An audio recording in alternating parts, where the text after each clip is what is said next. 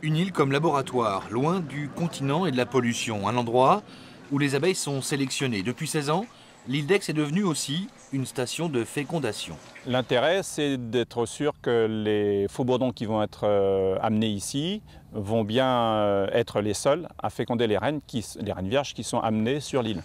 Monsieur Tonasi est missionné par le ministère de l'Agriculture. Lui seul gère les abeilles sur l'île. Aucune pollution génétique possible.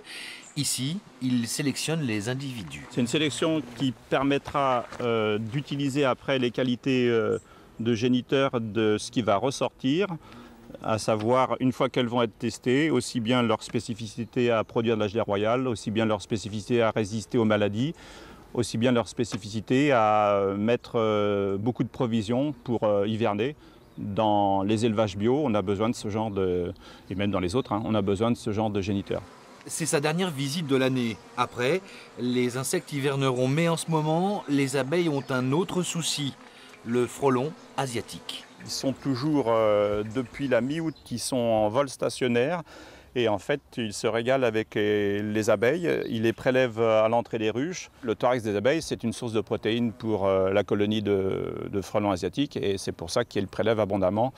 Et je ne sais pas jusqu'à quand ils vont le faire, mais c'est vrai que ça posera problème à terme si ça continue. Au printemps, ce sera le moment de venir voir la pouponnière. Une reine pond jusqu'à 2000 œufs par jour.